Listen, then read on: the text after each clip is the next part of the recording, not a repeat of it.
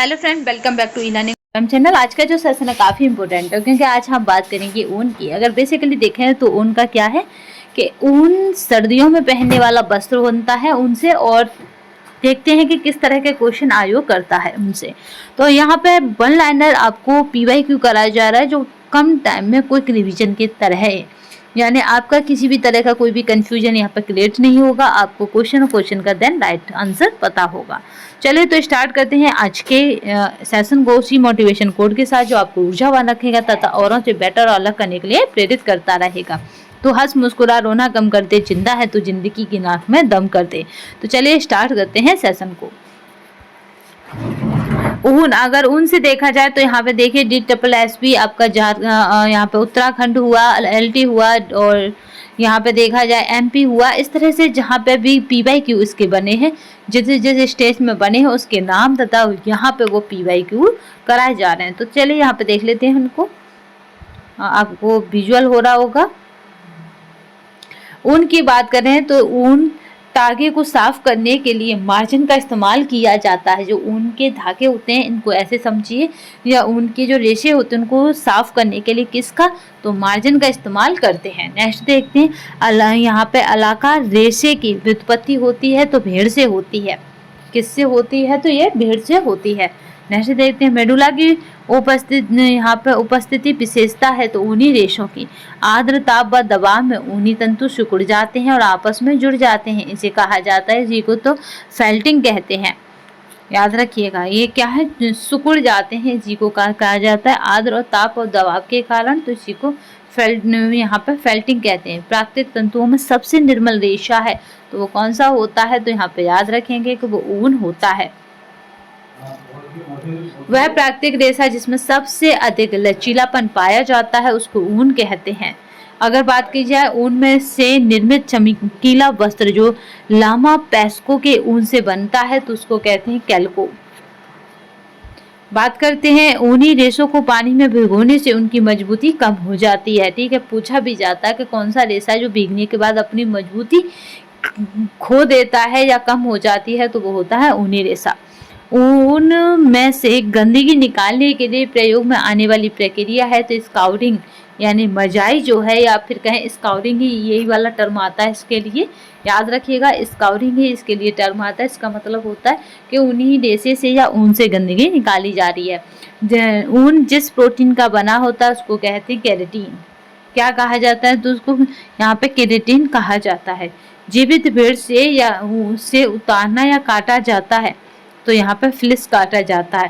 याद रखिएगा, अगर जिंदा भेड़ है और उससे आप ऊन उतार रहे हैं या उसके बालों को काट रहे हैं तो उसको फ्लिस कहते हैं। सबसे अच्छी लचक होती है ऊन तथा पॉलिस्टर तंतुओं में। सबसे अच्छी लचक किसमें होती है, तो वो ऊन तथा पॉलिस्टर तंतुओं में है। ऊन अपनी लगभग 40% मजबूती खो देती है जब वो गीली होती है, यानी गीली अवस्था में ऊन का जो रेशा है वो अपनी 40% मजबूती खो देता है। अगर बात की जाए इंटरलॉक हो जाने की ऊनी रेशे की विशेषता कहलाती है तो फेल्टिंग कहलाती है। ये क्या कहलाती है, तो फेल्टिंग कहलाती है। ऊन के उत्पादन का सही क्रम क्या है, तो पहले होता है काटना, फिर श्रेणी करना, फिर कार्बोनाइजिंग करना, फिर धुंधना और फिर कंघी करना। ये क्या होता है, तो ऊन के उत्पादन का सही क्रम होता है। अब यहीं पे बात कर लेते हैं, यहाँ पे दो विकल्प दिए गए, सूची 1 और सूची 2।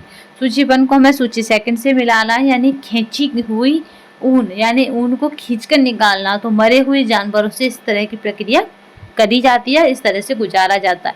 पवित्र ऊन या के हैं वर्जित रद्दी, तो इसको ताजी बिना उपयोग में लाई हुई ऊन कहा जाता है।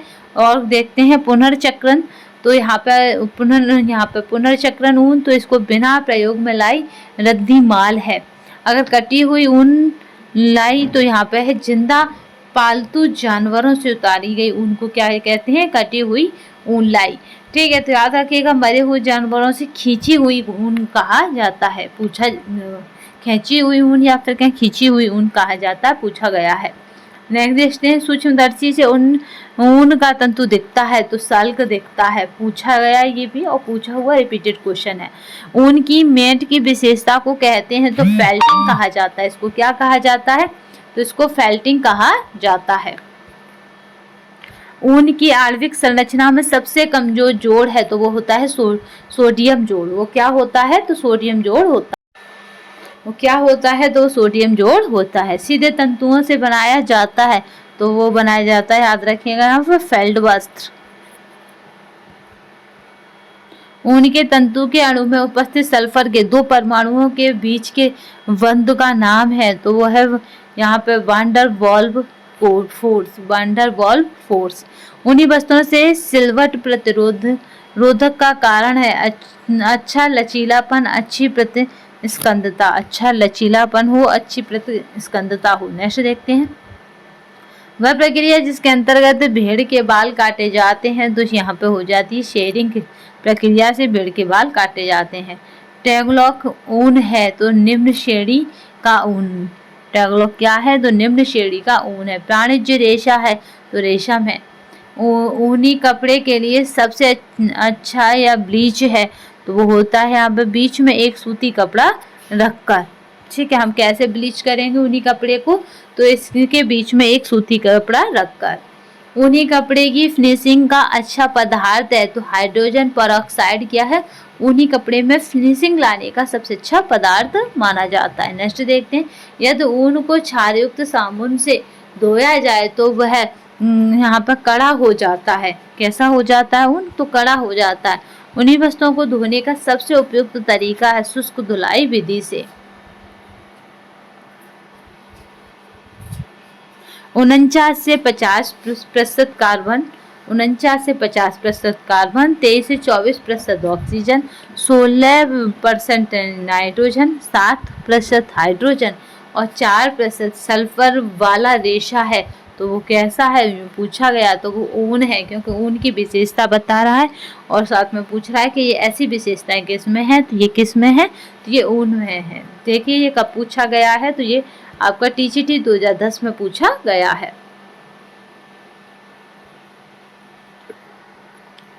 चलिए नेक्स्ट देखते हैं, ऊन जलने के बाद देती है तो ये काला धुआं या काली भस्म क्या है? ऊन जलने के बाद देती है। जो जलने के बाद जो राख बनती है ना, वो कैसे रंग की होती है? तो बहुतों की भूरे रंग की होती है, पर याद रखेंगे इसकी कैसी? काली भस्म बनती है। ऊन प्राप्ति का स्रोत नहीं है तो भूरे रंग की जो भस्म है या कहेंगे भूरे रंग की राख है वो कौन से रेशे की प्राप्त होती है? कमेंट बॉक्स में बताएंगे। ऊन प्राप्ति का स्रोत नहीं है तो भाई हिरन से हम ऊन प्राप्त नहीं करते हैं। ऊन प्राप्त हम किन किन पशुओं से या कहें कि किन किन जानवरों से करते हैं? कौन कौन से जानवर हैं जो हमें ऊनी रेशा देते हैं, ऊन देते हैं? तो आप वो हमें कमेंट बॉक्स में नाम लिखेंगे। तो आज के सेशन में बस इतना ही। नए सेशन में फिर मिलेंगे, तब तक के लिए धन्यवाद। वंदे मातरम, जय हिंद। आज कल सुबह तक आपको सभी PDF टेलीग्राम पर मिल जाएंगी और अगर आपने अब तक टेलीग्राम और व्हाट्सएप चैनल को ज्वाइन नहीं किया है तो कर लीजिएगा, क्योंकि आने वाले टाइमों में बिजी शेड्यूल में हो सकता है कि आपको PDF मिल जाए फिर उसका वीडियो बाद में कराया जाए, या वीडियो मिल जाए फिर उसका PDF बाद में करा जाए। तो इस तरह से कुछ भी हो सकता है, तो इसलिए आप हमारे टेलीग्राम को ज्वाइन कर लीजिएगा, तब बेल आइकन को ऑन कर लीजिएगा और चैनल को सब्सक्राइब करने के बाद और घड़ी पे भी नोटिफिकेशन डाल दीजिएगा, या फिर कहें कि नोटिफिकेशन को भी ऑन कर लीजिएगा। चलिए तो आज के लिए बस इतना ही। नए सेशन में फिर मिलेंगे, तब तक के लिए धन्यवाद। वंदे मातरम, जय हिंद।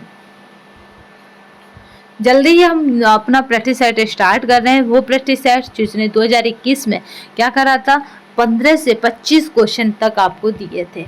तो इसलिए जो भी स्टूडेंट थे या जो भी शिक्षक थे, भाभी शिक्षक, जिनकी क्वेरी थी कि प्रैक्टिस सेट बताइए, तो जल्दी ही उनके लिए प्रैक्टिस सेट स्टार्ट हो रहा है। तो आप सेशन को ज़्यादा से ज़्यादा शेयर करिएगा तथा ज़्यादा से ज़्यादा कमेंट बॉक्स में बताइएगा कि किस तरह का सेशन आप चाहते हैं। तो आज के लिए बस इतना ही। नए सेशन में फिर मिलेंगे, तब तक के लिए धन्यवाद। वंदे मातरम।